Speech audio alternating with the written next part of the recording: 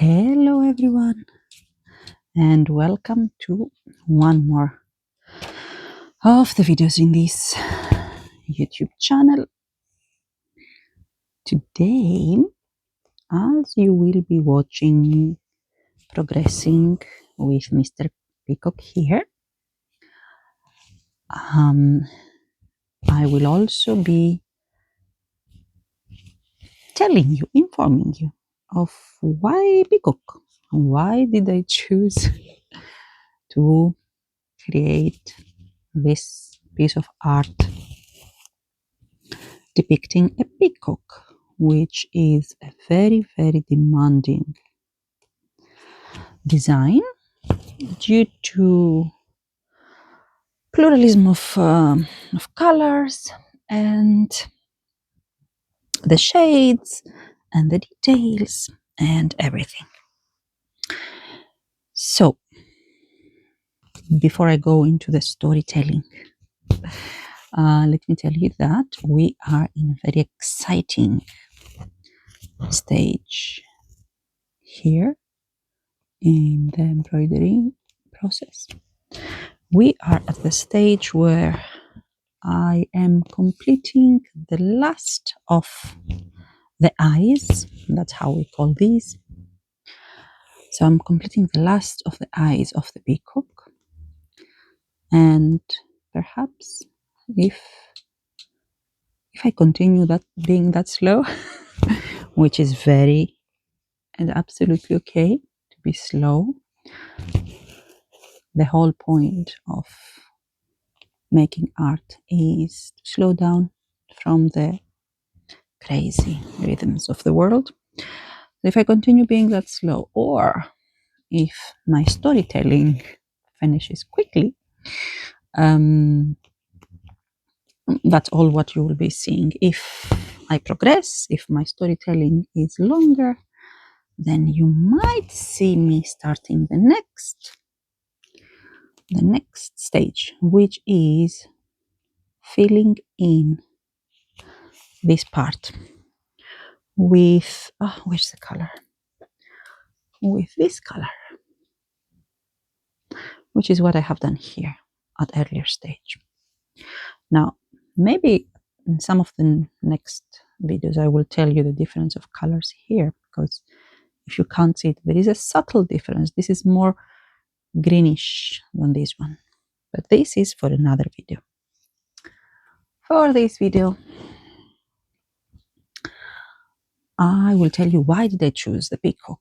So I chose it, first of all, because it aesthetically pleases me. I like peacocks. But also because for some very admirable but also slightly difficult to understand reason, the peacock has been part of almost every mythology and almost every religion. And very often these two, mythology and religion, are very difficult to be distinguished among them. So, as we know, or we should know, peacock is an Asian bird. Therefore, unsurprisingly, the oldest mythical content, including a peacock, comes from India. So in India,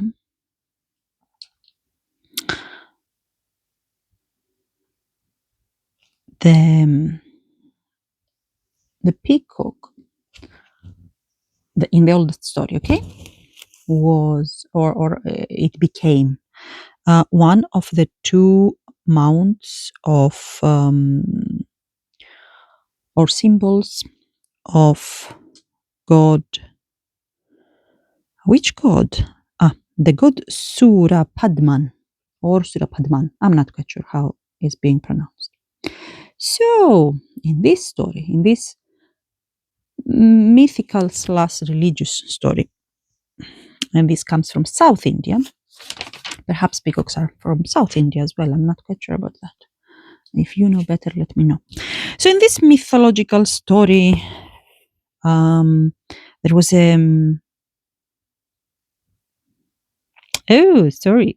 Surapadman. It was the demon. Okay, yeah. So there was a demon, Surapadman, who wanted to fight the gods. And one of the gods, and the name of the god was Kartikeya. So Kartikeya defeated the demon. Yay. Now the demon was transformed into a tree because, come on, why would he disappear? And the god Kartikeya wanted to further damage the demon, now appearing as a tree. And what did he do? He split the tree in two pieces. One of, or half of, because he split the tree in the middle. So half of the tree became a peacock, and the peacock had a name. The name of the peacock was Paravani. So half of the demon now tree became a peacock, Paravani, and the other half became a rooster. And these two birds, from that point onwards, were dragging the chariot of the god Kartikeya. We also know that the peacock is the symbol of the female deity of Hinduism, Saraswati. But in general, she's protector of letters, money, music, the good stuff in life. And in her case, her two birds, because for some reason there are always two, her two birds are peacock and a swan, a white swan. So this is the story that comes to us from India, which is the motherland of. When you're older, sometimes the body doesn't agree with your activities. So yes, these are the stories that come to us from India. Now, the next oldest story comes from ancient Greece. And here is a big question mark. Because peacocks were not present in Greece. They were not natural. Greece is not their natural habitat.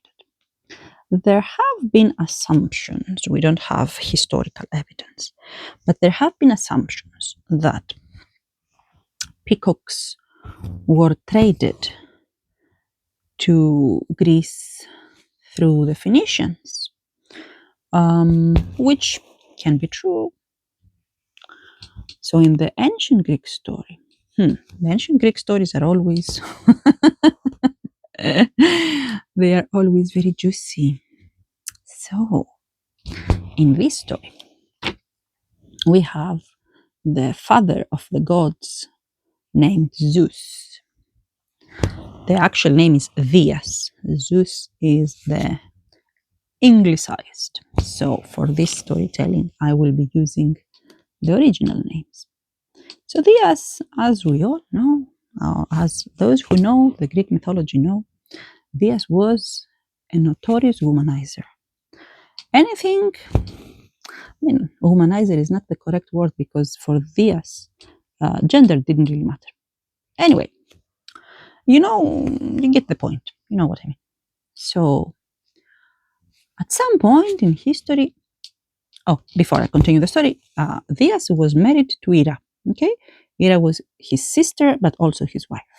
Now, let's not go down onto the path of family trees and genealogies in the ancient Greek religion, because today's ethics will not really approve of these stories. But remember, this was thousands of years ago, and it's mythology. So, Dias is married to Ira. Dias is anything but faithful to Ira. And Ira utilizes most of her life into chasing, punishing the mistresses of her husband. If you want my opinion, she was wrong because it's not the responsibility of the mistress, it's the responsibility of the husband. But yeah, well, these are today's ethics. Back then, a good wife had to hate the mistress and fight to get back the husband. So, in such a scenario, at some point in history, Diaz had a mistress. Her name was Io. And Ira, of course, with her magical powers, she was a goddess after all, she discovered about the affair. And what did Zeus, Diaz, what did he do? He transformed Io into a cow. And before you think, why a cow? Let me tell you. Cows were sacred in ancient Greece because they were giving people, meat and milk and everything. So they were highly, highly venerated animals. Anyway, for those of you that you don't know the ancient Greek myth about the creation of Europe,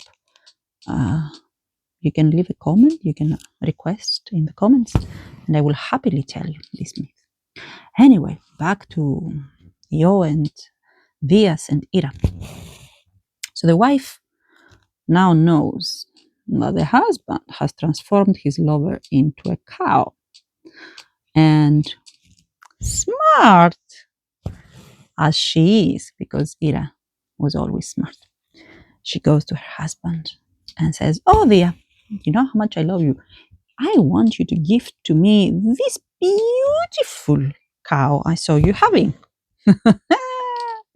Well, Zeus couldn't say, I can't, she's my lover. So he was like, yes, of course, my wife, absolutely. And we have Ira possessing essentially Io in the form of a cow. Now, in these stories, small parenthesis, in these stories, the opinion, feelings, or insights of the mortals were never taken into consideration. So nobody asked Io about all this. Anyway, now Ira has the cow, but cannot kill the cow. And usually she was not. No, she was killed. But anyway, she was transforming or killing the mistresses. Uh, so she cannot get rid of Io, but at the same time, she wants to make sure that the cow will not be transformed back to a woman, so that Diaz could, have fun with her. So what did she do? Ira, we're talking about Ira. She had a sacred dog. The name of the dog was Argos, and Argos had 100 eyes. And the reason Argos had 100 eyes was because he was a guardian dog. Now, in ancient Greek mythologies, we usually have monstrous dogs, especially related to the underworld. So Kerberos, which was the dog guarding the entrance of the underworld, was a three-headed dog. Something like that. Ira's dog, Argos, had 100 eyes, so that he would never be fully asleep. He would always have some of his eyes awake. And this was the creature that Ira appointed as the guardian of the cow, so that the cow will never be turned into its human form. So far, so good. Not very well. The story doesn't finish here because Diaz wants to mate with Io. Okay, he was just trying to escape his wife's wrath. He doesn't want to miss mating with his lover. He's in love. Yeah, Diaz was falling in love so easily. Anyway, so what did he do? He asks Hermes to go and kill Argos. naughty, very naughty. And Hermes, who, for those of you that you don't know, was the messenger of gods, and he was a little bit unconventional.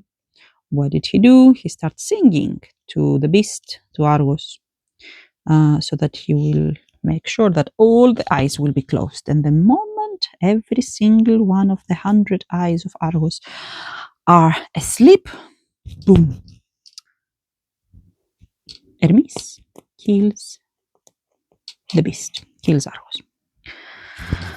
Of course, very soon, Hera was very invested on the case, realizes that her dog, or her 100-eyed dog, is dead, and she's devastated because she liked it. She liked her doggy the way we like our pets today. So what did she do? She took the 100 eyes of Argos, and she put them on a peacock. So in this ancient Greek mythological story myth, the peacock becomes the symbol of, first of all, royalty, because Hera is the mother, or she's not the mother biologically, but she's the wife of the father god, which again was not, he was their brother. But anyway, you understand, she's a royal divinity. So equally, the peacock becomes the symbol of Hera, therefore symbolizes royalty, divinity, especially feminine divinity, but also immortality, because essentially what happened is a transformation of Argos. So this was the Greek mythology, or the Greek mythical story. And as I talk to you, I believe I am totally done. I'm pleased with the size. So I'm done with them. The green part. That means this needle will stay down. I will cut the thread so that I will not mix it with the next one. So yeah, this myth, the ancient Greek myth, at some point was transferred to Egypt with a small, ancient Egypt, okay, with a small change, of course, to accommodate the Egyptian divine creatures, if you wish. Okay. So in the Egyptian story, what happened is that Argos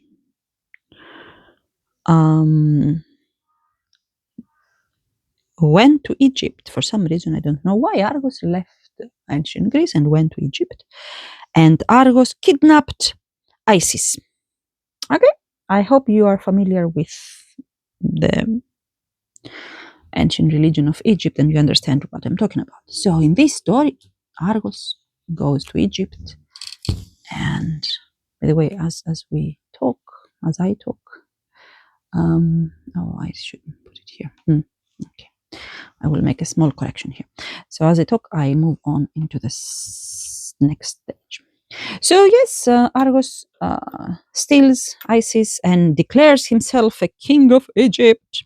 But, of course, there is also Osiris. Osiris is the husband of Isis. And Osiris is not very happy with what has happened. So what did he do? He killed Argos, and it was he, in the Egyptian version, that put Argos's 100 different eyes on the bird, peacock. I'm not quite sure whether in the Egyptian story, let me check, because I'm not sure about whether in the Egyptian story the peacock becomes a symbol of Osiris. I'm not sure. I don't think it does. But if I'm mistaken, because of course I can be mistaken, please let me know. So let's start from here. Goody. Let's go now to other Asian places. We talked about about India. Other than, I told you, the religious story. Okay, but we also have popular traditions that are not religious. So in one of these traditions, Indian traditions, the peacock is related to the monsoon. So the farmers believed from ancient times that when the peacocks dance, the rain comes. Therefore, they have created this story that the peacocks were begging the god of water, the god of water, for rain, and in aim to appease him or to make an offering, they started having their dance. So the farmers in India, they really love peacocks because of this reason.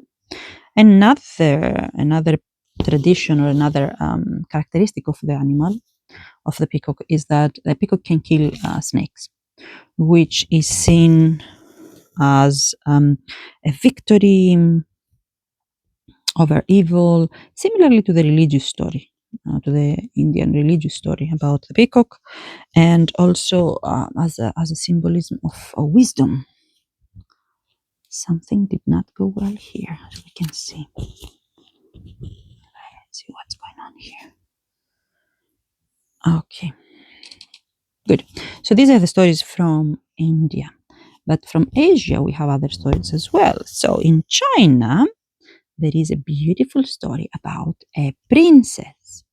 So this princess is in love with a handsome young man, but then there is an evil king that wants her for himself. So he tries to enslave her, to capture her. And what does she do? The beautiful young princess, she transforms herself into a peacock and flies away. And in this story, the peacock symbolizes love and beauty, because remember, the princess is in love, and purity. She doesn't want to be captured. She doesn't want to be touched by someone that she doesn't love. In general, peacocks in China represent nobility, which is what I told you earlier as well. Almost in every tradition and in every religion, peacocks are related to somehow, some kind of nobility, be it the king, the queen, or whatever.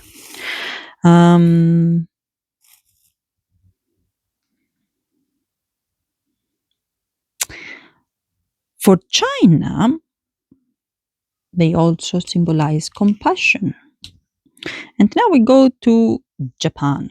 In Japan, the myth related to a peacock does not, again, something went wrong here, does not relate to a princess, but to a king.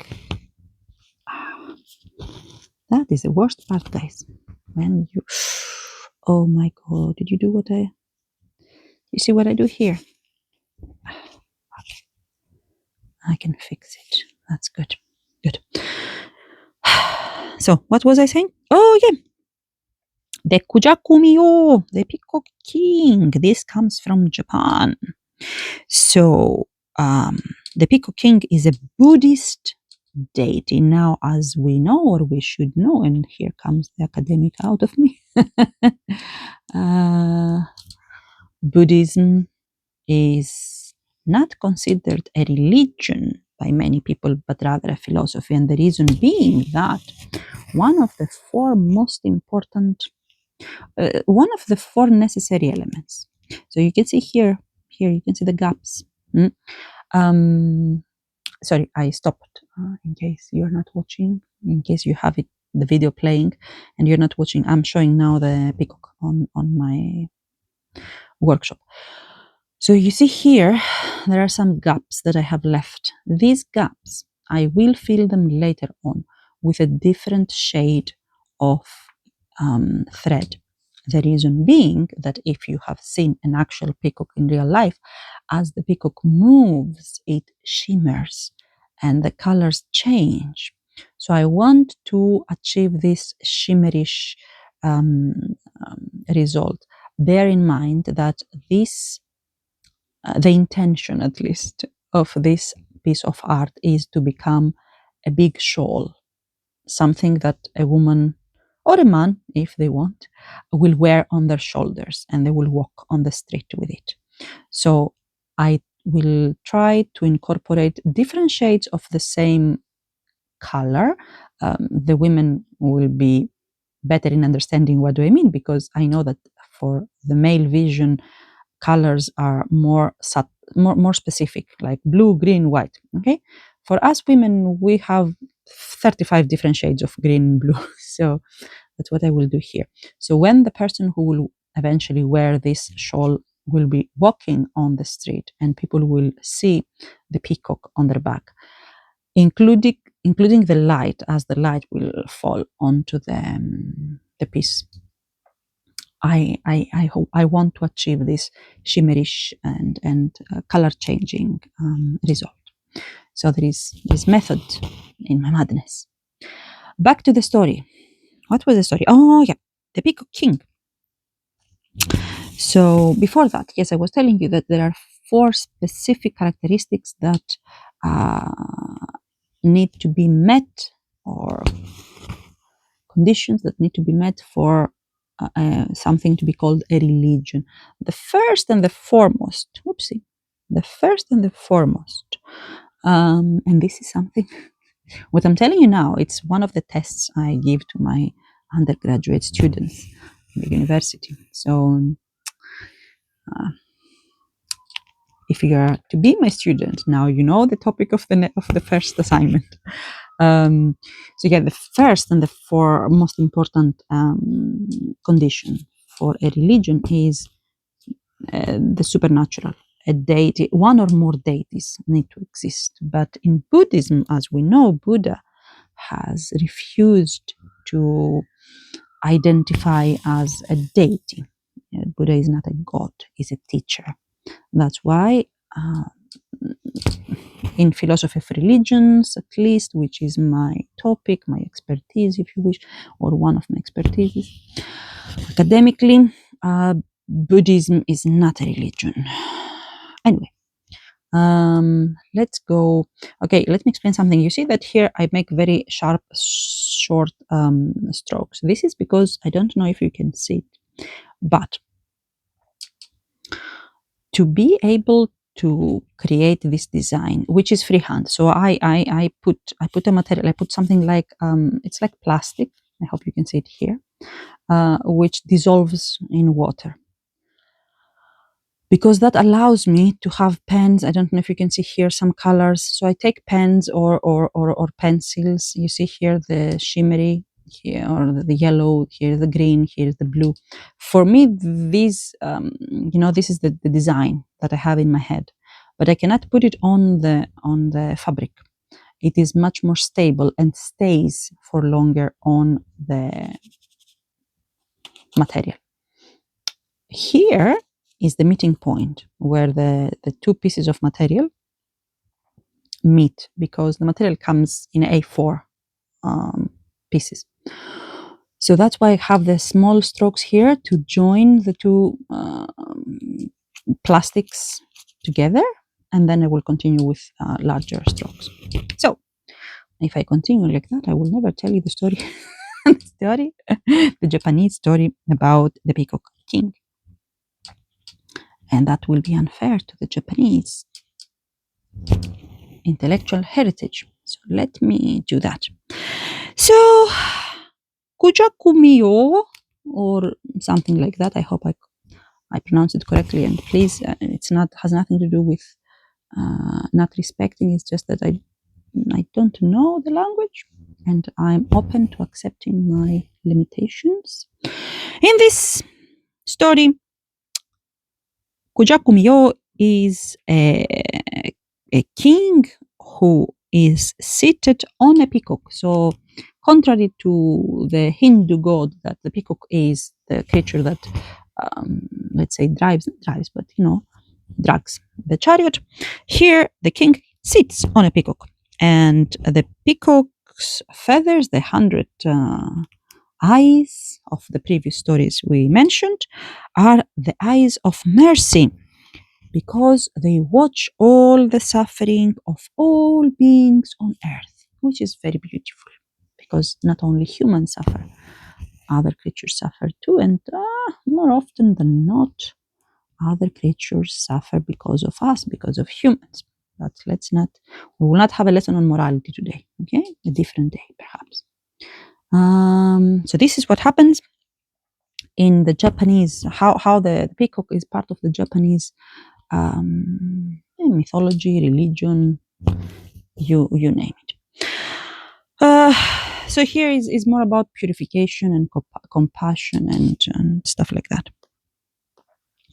Then we have Persian stories. Now, Persian stories are a bit complex because we don't really know whether they come from the ancient times or from Islamic influences. But in Persian, okay, let's go with the Zoroastrian past, which is pre-Islamic, which is Zoroastrianism, is the we can call it native religion of Persia. That today, in case you don't know it, today we call Persia, we call it not the entire Persia because, yeah, so today we largely, when we talk about Persia, we think of Iran, the state of Iran today, the country named Iran. But we need to be aware that when it was Persia, 2,000-3,000 years ago, many other parts of the Middle East were part of the Persian, let's say, kingdom. So Iraq was largely, or what we call today Iraq, was. Oh, okay, someone is knocking the door. I will be back.